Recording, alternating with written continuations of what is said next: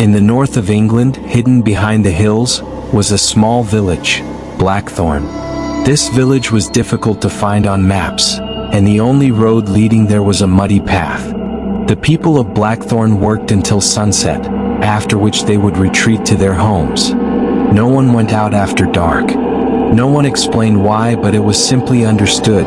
Before nightfall, they had to be inside. One day, a stranger came to the village. Elliot Granger, who had gone south to London for university, had failed and returned to his home. Young and rebellious, Elliot didn't care about the village's old customs. He mocked them openly, thinking they were silly. However, there was one rule everyone followed, one that was non-negotiable: never stay outside after dark. One evening, Elliot argued with one of the village elders in the town square.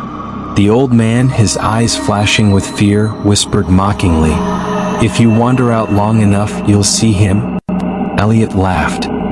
Him. The old man was talking about a legend, a tale that no one in Blackthorn dared speak of. It had long been forgotten, but still whispered in hushed voices. There had once been a man named Jonas Marlowe who lived in the village. Some said he was a man, others said he was something else entirely, something darker. But one thing was certain: no one who had looked into his face had ever survived.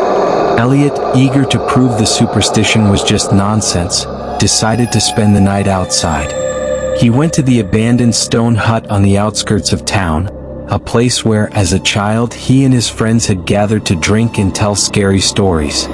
When he arrived at the hut, he noticed the door was slightly ajar. A strange scratching sound came from within. He hesitated but entered anyway. Inside there was no one.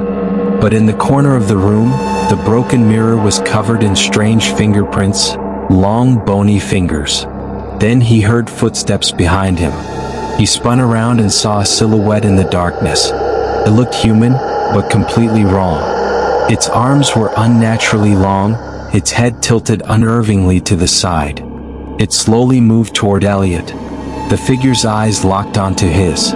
Elliot's mind felt foggy, as though something was pressing into his thoughts. It was like someone else was controlling his mind.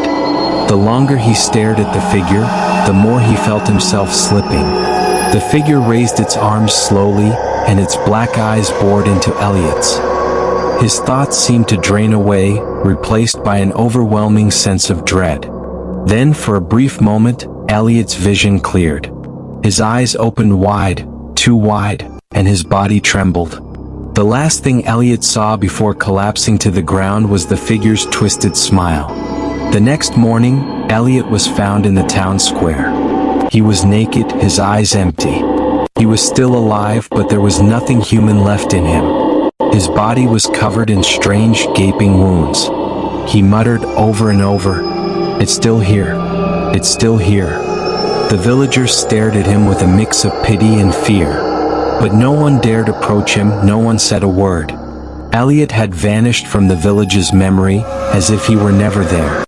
He had become part of the thing that had taken over the town. Weeks passed, and things in Blackthorn grew stranger. At night, no one ventured outside.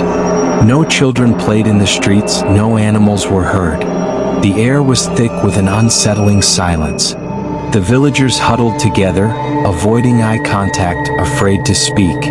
The older generations whispered in the shadows, their eyes filled with dread, but they said nothing about the past. Then late one night, something began to change. A figure appeared at the edge of the town square, a shadow that grew larger with each passing day. People started disappearing. One by one they were gone. At first no one knew where they had gone. But soon the truth became clear. Each disappearance was another victim claimed by him, the thing that had returned. The villagers who were taken began to change. They would return, but they weren't the same. Their faces became twisted, their limbs stretched unnaturally, and their movements became stiff and jerky. Their minds slowly decayed, leaving them as nothing more than puppets of the dark force that controlled them. The town's once vibrant energy drained away. People stopped speaking to each other. The air was heavy with dread, and the streets were empty. Everyone who had looked into the face of him was now gone, replaced by something else, something wrong. Elliot was just the beginning. Jonas Marlowe had returned, and with him, an ancient evil. The villagers were no longer human. They were shadows of what they had once been, slowly fading into oblivion. And so, the village of Blackthorn fell silent. The steps of him echoed through the empty streets, and the villagers who remained, if there were any left, would never know the truth. For he was always there, always watching.